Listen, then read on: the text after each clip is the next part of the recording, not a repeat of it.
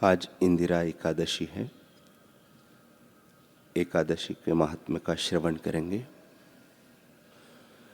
युधिष्ठिर ने पूछा, हे मधुसूदन, कृपा करके मुझे यह बतलाइए कि अश्विन के कृष्ण पक्ष में कौन सी एकादशी होती है।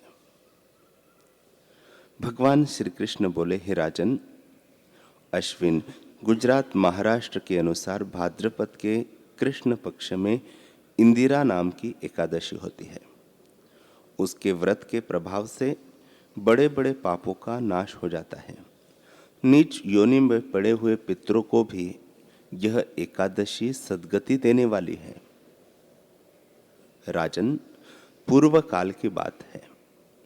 सत्य युग में इंद्रसेन नाम से विख्यात एक राजकुमार थे, जो माहिष्मतिपुरी के राजा होकर धर्मपूर्वक प्रजा का पालन करते थे। उनका यश सब ओर फैल चुका था। राजा इंद्रसेन भगवान विष्णु की भक्ति में तत्पर हो गोविंद के मोक्षदायक नामों का जप करते हुए समय व्यतीत करते थे और विधि पूर्वक आध्यात्म तत्व के चिंतन में संलग्न रहते थे। एक दिन राजा राजसभा में सुखपूर्वक बैठे हुए थे। इतने में ही देवर्षि नारद आकाश से उतरकर वहां आ पहुंचे। उन्हें आया हुआ देख राजा हाथ जोड़कर खड़े हो गए और विधि पूर्वक पूजन करके उन्हें आसन पर बिठाया।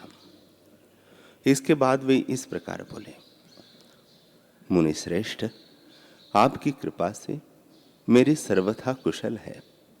आज आपके दर्शन से मेरी संपूर्ण यज्ञ क्रियाएं सफल हो गई। देवर्षि, अपने आगमन का कारण बताकर मुझ पर कृपा करें। तब नारद जी ने कहा, नृप श्रेष्ठ, सुनो, मेरी बात तुम्हें आश्चर्य में डालने वाली है। मैं ब्रह्मलोक से यमलोक में गया था। वहां एक श्रेष्ठ आसन पर बैठा और यमराज ने भक्ति पूर्वक मेरी पूजा की। उस समय यमराज के सभा में मैंने तुम्हारे पिता को भी देखा था। वे व्रतभंग के दोष से वहां आए थे। राजन, उन्होंने तुमसे कहने के लिए एक संदेश दिया है, उसे सुनो। उन्होंने कहा है, बेटा, मुझे इंदिरा एकादशी के व्रत का पुण्य देकर स्वर्ग में भेजो। उनका यह संदेश लेकर मैं तुम्हारे पास आया हूं। राजन, अपने पिता को स्वर्गलोक की प्राप्ति कराने के लिए इंदिरा एकादशी का व्रत करो। राजा ने पूछा, भगवन, कृपा करके इंदिरा एकादशी का व्रत बतलाइए। किस पक्ष में, किस तिथि को और किस विधि से यह व्रत करना चाहिए। नारद जी ने कहा, राजेंद्र सुनो, मैं तुम्हें इस व्रत की शुभ कारक विधि बतलाता हूं। अश्विन मास के कृष्ण पक्ष में दशमी के उत्तम दिन को श्रद्धायुक्त चित्त से प्रातः काल स्नान करो। फिर मध्याह्न काल में स्नान करके एकाग्र चित्त हो एक समय भोजन करो तथा रात्रि में भूमि पर सो। रात्रि के अंत में निर्मल प्रभात होने पर एकादशी के दिन दातुन करके मुंह धो। इसके बाद भक्ति भाव से निम्नांकित मंत्र पढ़ते हुए उपवास का नियम ग्रहण करो। अद्य स्थित्वा निराहारम सर्वभोग विवर्जितः श्वभोक्षे पुंडरीकाक्षः शरणम में भवाच्युत। कमल नयन भगवान नारायण, आज मैं सब भोगों से अलग हो निराहार रहकर कल भोजन करूंगा। अच्युत, आप मुझे शरण दें।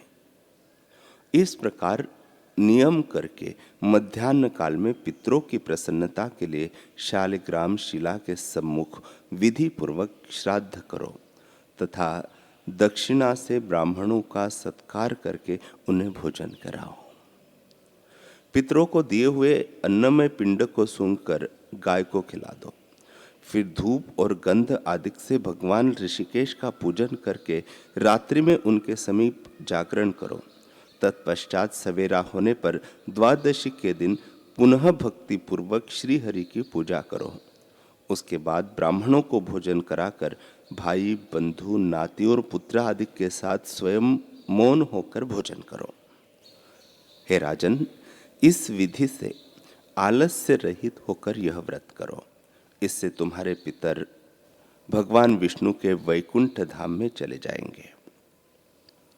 भगवान श्री कृष्ण कहते हैं कि हे राजन, राजा इंद्रसेन से ऐसा कहकर देवर्षि नारद अंतर्धान हो गए।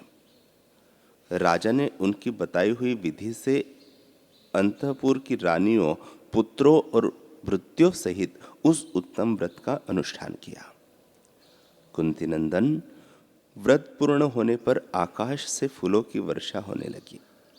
इंद्रसेन के पिता गरुड़ पर आरूढ़ होकर विष्णु धाम को चले गए और राजर्षि इंद्रसेन भी निष्कंटक राज्य का उपभोग करके अपने पुत्रों को राज सिंहासन पर बिठाकर स्वयं स्वर्गलोक को चले गए। इस प्रकार मैंने तुम्हारे सामने इंदिरा एकादशी व्रत के महात्म्य का वर्णन किया है। इसको पढ़ने और सुनने से मनुष्य सब पापों से मुक्त हो जाता है।